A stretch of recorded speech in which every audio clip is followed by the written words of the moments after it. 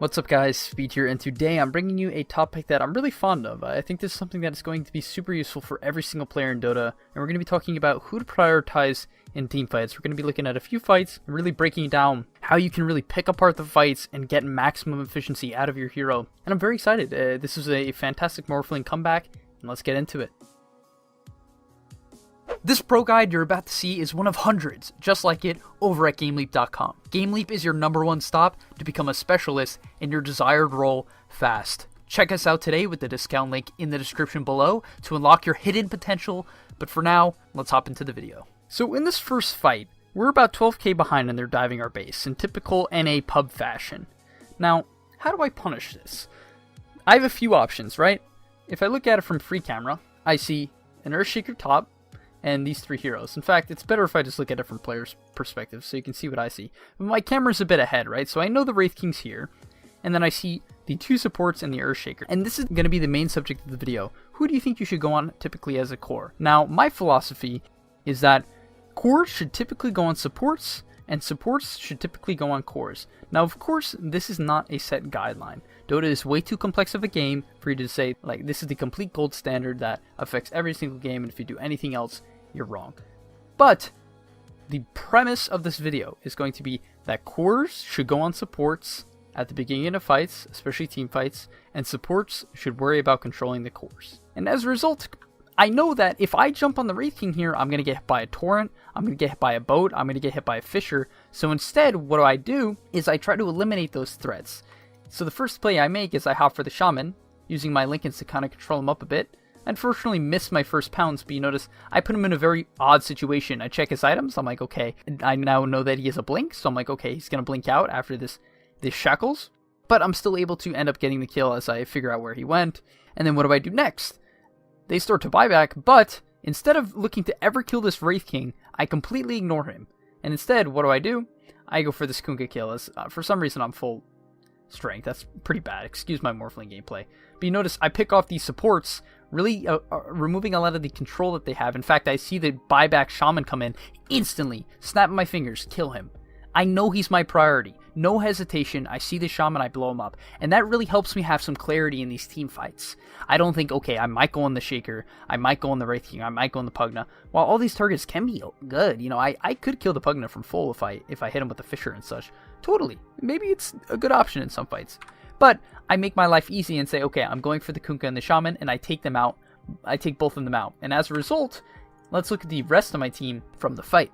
So we're going to watch from the Gyro perspective, and you notice he goes on this Wraith King, and he doesn't have a BKB, and you could be like, how in the world could Gyro fight this lineup? I mean, look at it.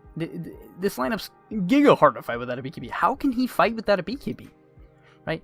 And the main answer comes down to because the supports who provide a lot of control are not in the fight.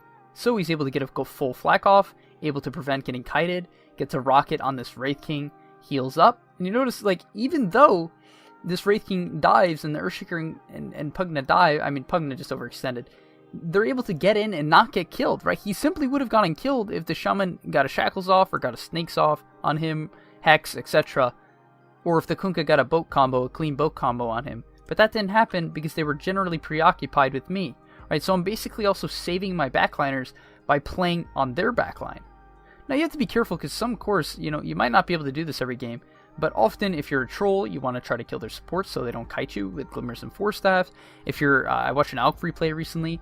Miracle was Alchemist safe lane, and he would constantly go on the Wyvern to prevent the Wyvern from saving whoever he went on. And I think that's a really nice general tip that you should be using in your games. It actually potentially revolutionizes your game if you can have some clarity going into fights. Because when I watch Ancient and Below players, even Divine and Below players, there's a complete sense of just lostness in these fights. It seems like they're just going on the first thing they see.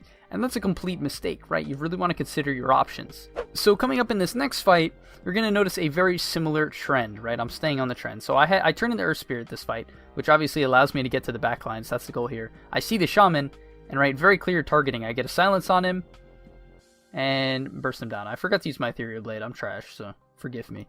But hopefully you can kind of see the point. I kill the Shaman, right? Control removed. Control removed. Now I know I'm not going to get Hex shackled and beat down. And as a result, now I'm able to find this Pugna. And Kunkka's just standing in the back. Kunkka support has this issue where he basically has to just wait for spells to come up, and they're fairly long cooldown. I mean, only 10 and 8, but like, I kind of can just ignore him. So I kill off the Pugna. Now, once again though, I'm still going for their backliners. Shaker's like my third priority, or I guess you could say second over Shaman. I don't care about Kunkka that much, frankly. I don't feel like he does too much for them after he uses boat. But now I'm going to kill the Kunkka after I kill the Shaker. No problem at all. Maybe you could argue I should have went for the Wraith King there, as he's a higher priority target, and they're already all dead. But you can see how the fight breaks down. Once again, I just want to go back and show you this fight from my teammates' perspectives as a result of me going on the backlines and creating a distraction. So finally, our Gyrocopter has a BKB, and you notice I get a good silence on the Pugna there. Maybe that was Hero Spirit. Could have been me. Who knows? But he's able to go on the Pugna, hit the healing ward, and now that his BKB runs out, he's still not getting shackled, right? There's no shackle on him. I mean, this is partially due to his good BKB, but my teammates all can rip into the backline. The Lina could rip in from the backline. The Earth Spirit could get a clean initiation on who he needed to. It really opens up the fight for your team when you remove the backline control. I genuinely believe in this. I think it's brutally important to consider anything like this in your games. So once again, let's break down this situation. I know you're just looking at an empty map right now, but really look at this. This is my camera right now. I see this Pugna, who we sort of control up, but I don't initially roll on him. Okay? Why? Because we have this ward, and I see the Shaman. Once again, guys, very clear picture. I understand who my target is. It's very clear. So we roll in, and we burst down the Shaman. Now, we've essentially removed 6k net worth from them. Right? So now we're at like a 14k net worth lead, if you want to frame it like that. And now I roll in. I get a good silence on the Wraith King, so I don't die. Get my strength more fun. And now I'm basically just kiting and creating a distraction. And this is what you want to do as, you know, a hero like Morphling or any BKB hero, where you sort of just create a distraction, hopefully, and create chaos. I even bait in their Pugna. And now in this case, you know, they're disengaging, so I have no problem just staying with my team and killing off this Wraith King. In fact, two of my teammates actually do separate and end up getting punished as a result. Where did this guy blink to? Oh, there you went. But hopefully you can really see the point, and I want to move on now from this whole team fighting segment, but as a support, because I'm not going to go into supporting though, but if we look at this Lina in this fight, what is the Lina's priority, right? Because she's a hero that only can play for the backline, she naturally has to control up the cores, right? So in this case, you know, she doesn't even do that much, in fact. She sort of just gets punched by a Wraith King, but the general picture is that she's going to control up any sort of core that there is, right? Supports want to react to the cores typically. That's why if you pick Wyvern, you're going to react to a Sven blinking in. If you pick Shaman, you want to go for the Hex on the blinking in. You know, I'll use Sven as an example again. Or the Jug that maybe is going to try to spin or get an Omni Slash off, right? And this is usually how it goes. You control up the safe laners so that your cores can either, you know, kill them or get a clean kill on their supports. It's kind of like this battle of, you know, who can get to the backlines first a lot of the time, in my opinion, because killing off the supports really makes everything easier. And the last thing I want to say about this video is you guys can't, like, you look at this game. It was a 6k lead on their part, maybe 7. I think they actually hit 12k at some point. My apologies. They were at an absurdly large lead. They took 2 of our racks. But do you give up? That is the question. Do you give up? No. Why? Because games are constantly thrown high ground. The Pugna dies high ground, I kill their supports, and we're immediately just back in the game, right? After one good fight, we went up like 8k net worth. That's all it takes. And this one game, if you put it in perspective, this is what I want to put in perspective. One game, I'm up basically 50 MMR now, because, you know, I don't drop 25 and I gain 25. So as a result, I'm essentially up 50 from the natural result of majority of players who get put in a losing situation where they essentially give up. But I don't let that happen to me, right? In fact, I, you know, bait out this sick fight, wow. But hopefully you can see the point. I can't stress enough PMA, and I'm not going to lie, guys. This game was extra tilting.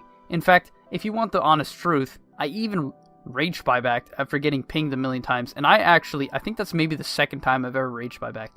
Only because, like, it's one of those games where we were behind, and, you know, I got frustrated. We all get frustrated, okay? That is not the way to take it out. Don't rage buyback. And you'd be like, you're a hypocrite. Yes, I made a mistake, and I'm willing to admit that. And in the next game, I'll try to prevent it. And as a result, I don't give up playing. I muted my teammates, kept my head down, farmed my Lincolns and Ags, and then won the fights for us. I think I played them particularly well, right? And that's how you come back into the game, even when you were going out of your mind. You gotta click that mute button, move on, and get some farm.